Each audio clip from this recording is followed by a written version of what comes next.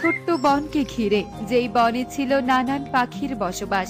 বনে ধনী গরিব সব পাখি মিলিয়ে ছিল, কিন্তু ধনী পাখিরা ছিল ভীষণ অহংকারী, আর গরিব পাখিরা অর্থ সম্পদ ছিল অনেক ভালো মনের পাখি। এই তোরা এই জবা ফুলটা কেন নিলি বল আমাকে। দিয়ে দে, এই ফুল আমাকে দিয়ে দে, এটা আমার ফুল। না, তোকে কিছুতেই দেব না আমি। তোকে কেন দেব শুনি? আমি আগে কুড়িয়ে নিয়েছি, তাই এই ফুল আমার। তুই কুড়িয়ে নিয়েছিস জন্য তোর হলো? আমি আগে গাছ থেকে পড়তে দেখেছি, তাই এটা আমার। দিয়ে দে বলছে। পারি, ফুল আগে দেখেছিস জন্য তোর হলো নাকি? তুই শুধু শুধু বোনের সাথে ঝগড়া করছিস কহ? কে তোরা তিন বোন মিলে কি এখন আমার সাথে ঝগড়া করবি নাকি শুনে? দাঁড়া, তোদের দেখাচ্ছি মজা। কুহু মাটিতে থাকা বালু এক খামচি নিয়ে তাদের তিন বোনের শরীরে ছুঁড়ে ফেলে দেয়। এরপর তাদের মাঝে ঝগড়া বেঁধে যায়। কুহুর কান্না শুনে কাকুলি দৌড়ে আসে। হে কি, তোরা তিন বোন কিনা আমার সহজ সরল মেয়েটাকে ধরে মারছিস? তোদের এত বড় সাহস! আমরা আগে কুহুকে মারিনি মাসি, কুহু আমাদের সাথে ঝগড়া করছিল। চুপ কর, গরিব পাখির ছানা কোথাকার, যা ভাগ এখান থেকে, আর কখনো আমাদের বাড়ির আশেপাশে আসবি না। কাকুলি তিন বোনকে সেখান থেকে তাড়িয়ে দেয়। এদিকে তিন বোন কাকুলির এমন অপমানজনক কথা শুনে ভীষণ মন খারাপ করে বাড়িতে চলে আসে। এভাবেই দিন কাটতে থাকে। টুনি গরিব বলে টুনিকে সব সময় অপমান করত, এবং তাদের মেয়েদেরকেও। এ কি সুখী দিদি, কোথায় গিয়েছিলে? পারুলের জন্মদিন রে টুনি, তাই কেক কিনতে গিয়েছিলাম। সবাই হয়তো এতক্ষণে এসে পৌঁছেছে। কে? আজকে পারুলের জন্মদিন? তাহলে আমাদের কেন ডাকলি না মাসি? আমরাও জন্মদিনে কেক খেতে যাব।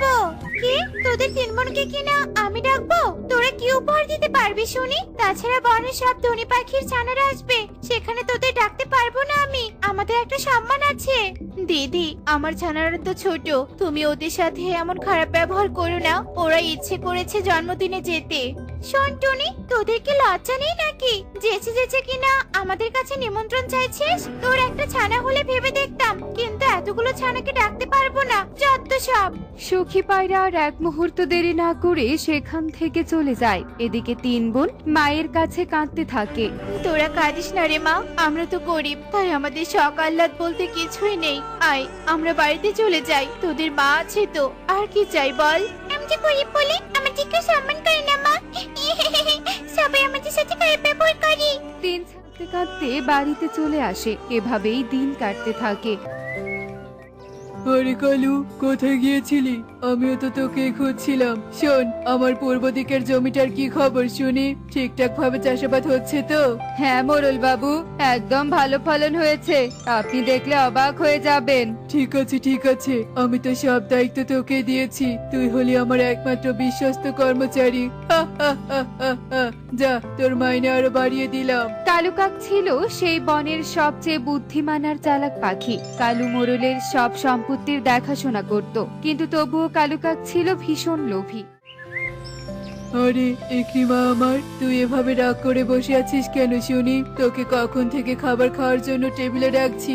আয় মা, আমার সাথে খাবি চল। না বাবা, আমি খাবো না। আমার সামনে এসে জন্মদিন, তুমি কি ভুলে গেছো নাকি? আমার জন্মদিনের কোনো পরিকল্পনাই দেখছি না আমি। ও আচ্ছা, এই ব্যাপার। আমার একমাত্র মেয়ের জন্মদিনের কথা কি আর আমি ভুলে যেতে পারি নাকি? তোর জন্মদিন এত ধুমধাম করে হবে যে সবাই মনে রাখবে।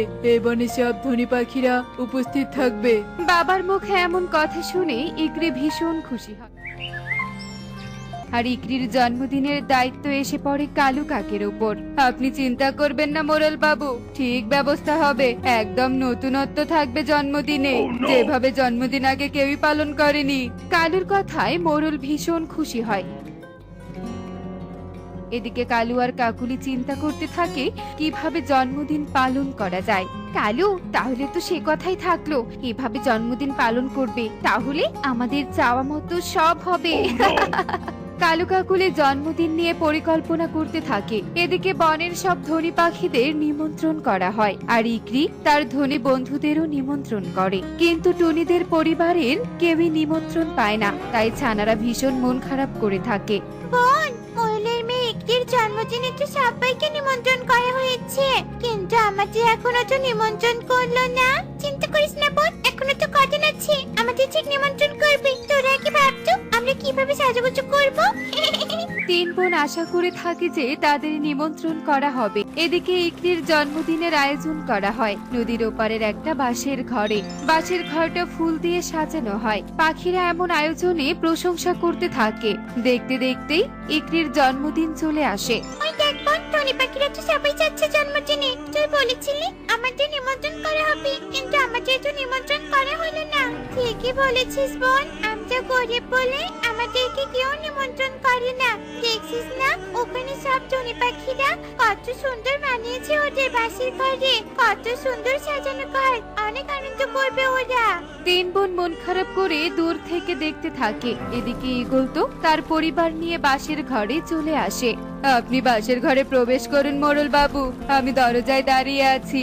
কালু কাক বাঁশের ঘরের দরজায় দাঁড়িয়ে পাহারা দিতে থাকে। বোন চল, সবাই তো বাসির ঘরে ঢুকেছে, এক্ষুনি মনে হয় কেক কাটবে। আমরা কালো মেসোর কাছে গিয়ে অনুরোধ করি, নিশ্চয়ই আমাদের ভিতরে ঢুকতে দিবে। এই ভিখারি টুনির ছানা, তোরা এখানে চলে যা বলছি, চলে যা। তোদের এখানে কে ডেকেছে?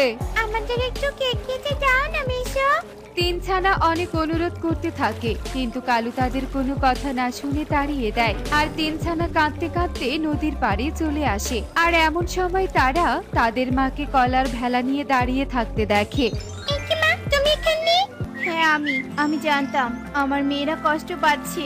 আয়, আজ তোদের কলার ভেলায় করে নৌকা ভ্রমণ করাবো, আর তোদের আজ পায়েস রান্না করে খাওয়াবো। টনি তার তিন মেয়েকে নিয়ে নদী ভ্রমণ করতে থাকে। লাগছে আজ আমার। নিশ্চয়ই কালু এতক্ষণ পাখিদের নিয়ে অপেক্ষা করছে। আজকে সবগুলো শিকার ধরে ফেল।